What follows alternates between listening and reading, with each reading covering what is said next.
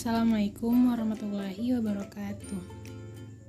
Halo teman-teman semua, kembali lagi di video pembelajaran saya. Di video kali ini, saya akan membahas tentang gangguan perkembangan membaca, reseptif, dan ekspresif. Simak sampai akhir ya teman-teman. Yang pertama, saya akan membahas tentang gangguan perkembangan membaca. Disleksia adalah gangguan dalam proses belajar yang ditandai dengan kesulitan membaca, menulis, atau mengeja. Penderita disleksia akan kesulitan dalam mengidentifikasi kata-kata yang diucapkan dan mengubahnya menjadi huruf atau kalimat. Disleksia tergolong gangguan saraf pada bagian otak yang memproses bahasa dan dapat dijumpai pada anak-anak atau orang dewasa. Meskipun individu dengan disleksia kesulitan dalam belajar, penyakit ini tidak mempengaruhi tingkat kecerdasan seseorang. Yang kedua, saya akan membahas tanda-tanda gangguan perkembangan membaca. Terdapat 15 tanda-tanda gangguan perkembangan membaca. Yang pertama, perkembangan bicara yang lebih lamban dibandingkan anak-anak seusianya. Yang kedua, kesulitan memproses dan memahami apa yang didengar. Yang ketiga, kesulitan menemukan kata yang tepat untuk menjawab suatu pertanyaan. Yang keempat, kesulitan mengucapkan kata yang tidak umum.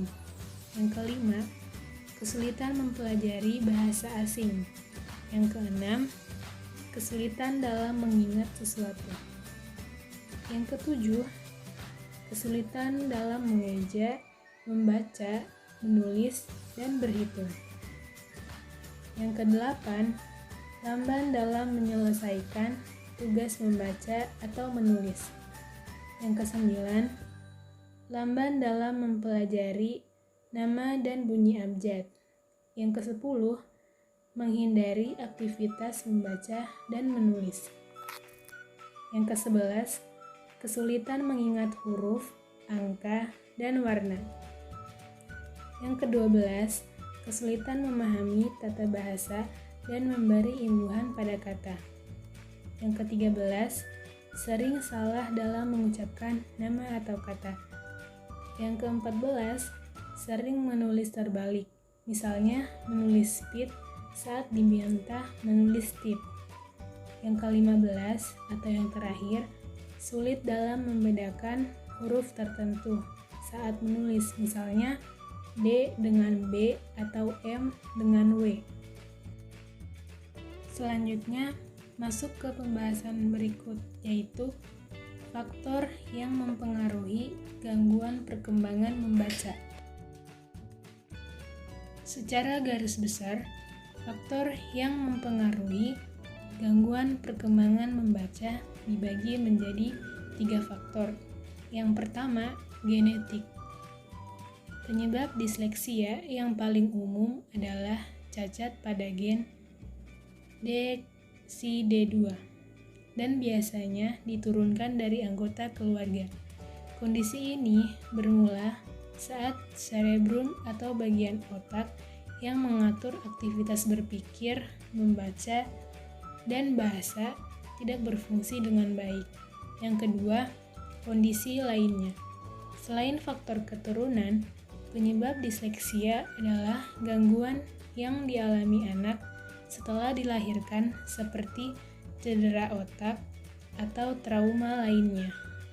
Berikut beberapa faktor lain yang bisa menjadi penyebab kondisi ini, seperti bayi lahir secara prematur atau berat badan rendah, paparan nikotin, obat alkohol, atau infeksi selama kehamilan, kelainan pada struktur otak yang berperan dalam kegiatan mengolah kata dan berpikir. Yang ketiga, pemrosesan fonologi.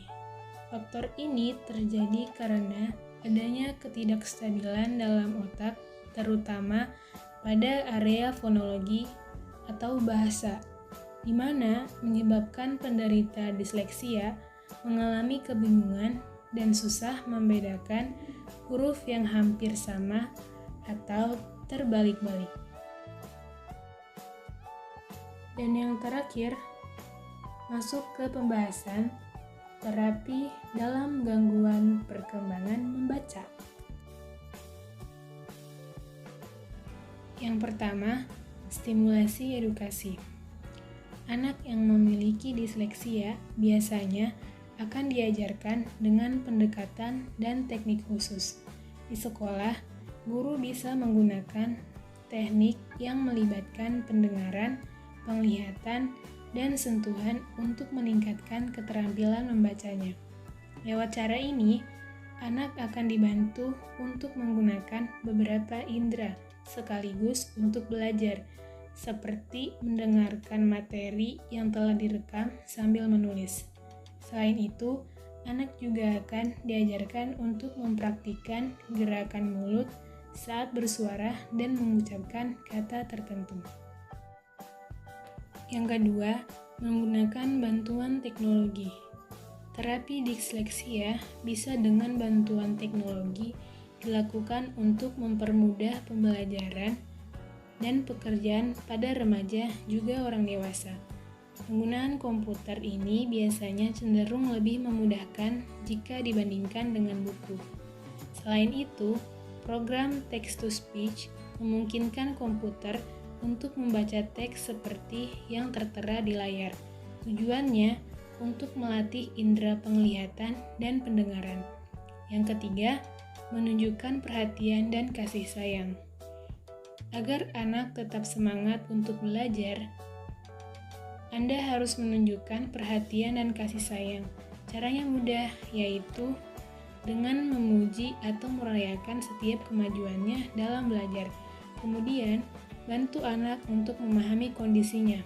Dengan begitu, anak tidak akan merasa dirinya lebih buruk atau tidak beruntung dibandingkan teman-temannya.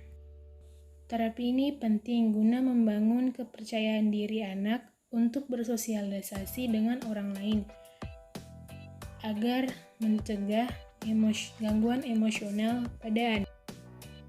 Yang keempat, mendukung anak untuk terus belajar membaca dengan menyediakan waktu untuk membaca buku bersama. Pilih buku-buku bacaan yang disukai anak. Melatih anak untuk membaca buku dengan bersuara, bukan di dalam hati. Bermain tebak kata setelah selesai membaca buku.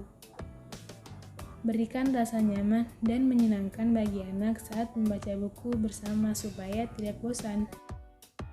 Sekian, terima kasih. Wassalamualaikum warahmatullahi wabarakatuh.